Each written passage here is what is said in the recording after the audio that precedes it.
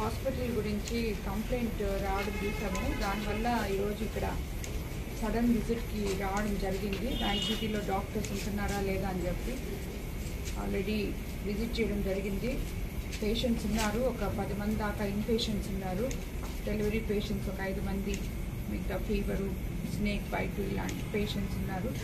So రాత్రిపూట కూడా ఇక్కడ డాక్టర్లు, సిస్టర్లు అవైలబిలిటీలోనే ఉన్నారు.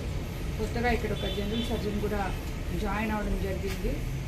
సో వాళ్ళందరికీ కూడా పేషెంట్స్కి ఇంకా కేర్ తీసుకోవాలని, పొగులు కానీ రాత్రి కానీ ఎప్పుడు అవైలబిలిటీలో డాక్టర్స్ ఇక్కడ ఉండాలని చెప్పి, ఎందుకంటే ఇది హైవేకి చాలా దగ్గరగా ఉంది, ఊరు సెంటర్లో ఉంది కాబట్టి ఎంతోమంది ఎమర్జెన్సీ పేషెంట్స్ వచ్చే అవకాశాలు ఇక్కడ ఉన్నాయి. కాబట్టి ఈ హాస్పిటల్ ఉన్న సిస్టర్స్ కానీ డాక్టర్స్ కానీ ప్రత్యేక కేర్ తీసుకొని పేషెంట్ని చూడాలని చెప్పి వాళ్ళకి ఆదేశాలు ఇవ్వడం జరిగింది.